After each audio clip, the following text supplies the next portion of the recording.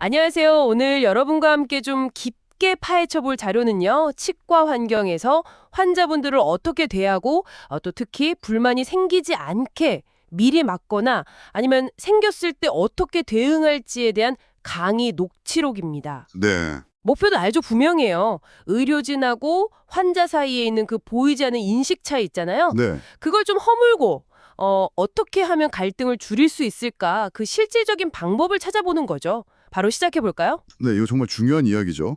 이 강연에서도 딱 지적하는데 가장 근본적인 갈등 원인이 바로 그 말씀하신 인식의 불일치라는 거예요. 아, 인식의 불일치. 네, 의료진은 아무래도 임상적인 사실, 객관적인 소견을 보는데 환자분들은 본인의 기대나 감정으로 상황을 해석하시거든요. 하긴 그렇죠. 그러니까 이게 서로 다른 지도를 들고 같은 목적지를 찾아가는 거랑 비슷해요. 이 강연은 결국 그 두 지도를 어떻게 하나로 맞출 거냐 여기에 초점을 맞추고 있습니다. 맞아요. 그 방법으로 예고하고 보고 이 두 가지를 딱 짚어주더라고요. 네네. 치료 전에 뭐 어떤 치료를 할지 또 어떤 불편함이 있을 수 있는지 시간은 얼마나 걸리고 비용은 어떤지 이걸 아주 자세하게 알려주는 게 예고. 그렇죠. 미리 알려주는 거. 그리고 치료 중이나 후에는 또 어떻게 되고 있는지 변화 같은 걸 투명하게 알려주는 게 보고. 심지어는 치료 중에 뭐 약간 당기는 느낌 같은 거 있잖아요.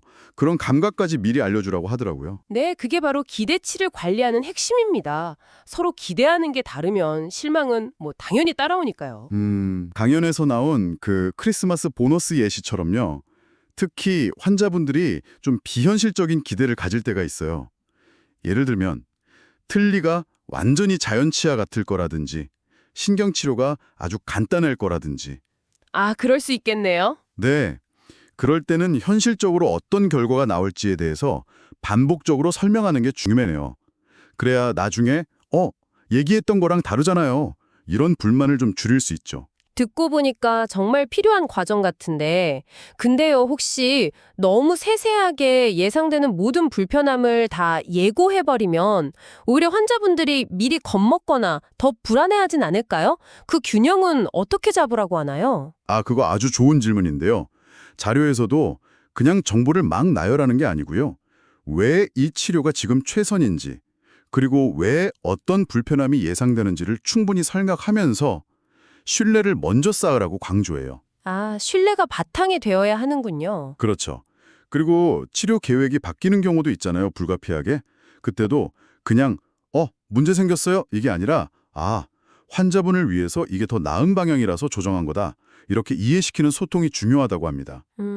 왜 이 리스크를 감수하는지를 설득력 있게 전달하는 거죠. 그러니까 투명하게 하되 안심시키는 기술이 필요한 거예요. 그렇군요. 예방이 최선이겠지만 그래도 뭐 살다 보면 불만이 터져 나올 때가 있잖아요. 그때 대처법도 저는 되게 인상 깊었어요. 첫 단계가 감정 인정이라니. 네, 맞아요. 지금 느끼시는 그 감정 타당합니다. 이렇게 접근하라니. 이게 설령 오해에서 시작된 불만이라고 해도 환자가 그렇게 느낀다는 그 사실 자체는 존중해야 한다. 이런 태도잖아요. 쉽지 않을 것 같은데요, 사실. 맞습니다. 그래서 강연자가 이걸 감정 스포츠라고 표현하더라고요. 감정 스포츠요. 네, 핵심은 옳고 그름을 따지기 전에 환자분의 그 감정 뒤에 뭐가 있을까? 이걸 읽으려는 노력이 먼저라는 거예요. 왜 저렇게 화가 나셨을까? 혹시 예전에 안 좋았던 경험이 있으신가? 이런 식으로요. 아, 그 속마음을 읽으려는 노력? 그렇죠. 막 서로 인신공격하고 비난하고 이런 개싸움은 절대 피해야 하고 오히려 지금 어떤 심정이세요? 이렇게 감정에 딱 초점을 맞춰서 질문하는 게 도움이 된다고 하고요. 그래서 그런지 불만을 제기하시면 아예 좀 조용한데, 뭐 예를 들면 카페 같은 곳으로 자리를 옮겨서 충분히 들어주라는 방법까지 나오더라고요. 네, 일단 감정이 좀 가라앉아야 이성적인 대화가 가능하니까요. 그렇죠. 물론 뭐 한계는 있습니다. 강연에서도 악의적이거나 너무 비상식적인 요구를 하는 경우까지 다 해결하려고 애쓸 필요는 없다고 딱 잘라 말해요. 아, 그래요? 네, 여기서 손절이라는 말이 나오는데 이게 좀 흥미롭습니다. 선절이요. 환자랑요? 네, 관계를 그냥 정리하는 것도 선택지가 될 수 있다는 거죠. 그리고 이걸 일종의 평화의 비용으로 보고 미리 예산을 좀 측정해 두라는 아주 현실적인 조언도 나와요. 아, 평화의 비용이라. 손절이라는 말도 그렇고 좀 충격적이면서도 어떻게 보면 되게 현실적인 조언이네요. 그렇죠. 사업적인 관점인 거죠. 그리고 또 하나 흥미로웠던 게 의료진 스스로 프레임, 그러니까 자기말의 어떤 철학이나 개성을 가지는 게 중요하다고 하던데 이건 어떤 의미로 해석해야 할까요? 아, 그건 뭐랄까? 단순히 서비스만 제공하는 어떤 기술자가 아니라 감정도 있고 자기 철학도 있는 한 명의 전문가, 그러니까 사람으로 인식될 때 환자분들도 함부로 대하기 어렵다는 그런 통찰인 것 같아요. 아하. 나의 진료 철학은 이렇습니다. 저는 이런 가치를 중요하게 생각합니다. 라는 걸 평소에 좀 자연스럽게 드러내는 거죠. 이게 불필요한 감정 소모를 줄이는 일종의 방어막이 될 수 있다는 이야기입니다. 그렇군요. 결국 이 자료 전체를 이렇게 쭉 꿰뚫는 메시지를 보면 예방적인 소통으로 서로 같은 지도를 보게 만들고 혹시 문제가 생기면 감정을 먼저 읽어주는 그런 공감 능력이 핵심이다. 뭐 이런 거네요. 정확합니다. 단순하게 환자를 대하는 걸 넘어서는 뭔가가 필요하다는 느낌이 드네요. 네, 맞아요.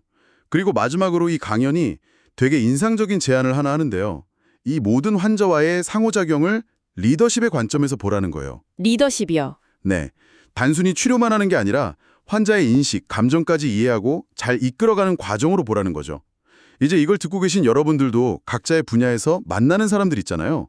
그 사람들과의 좀 어려운 대화를 이런 리더십의 시각으로 한번 바라보면 관계를 풀어가는 방식이 어떻게 달라질 수 있을지 한번 생각해 보시는 것도 꽤 흥미로운 질문이 될 것 같습니다.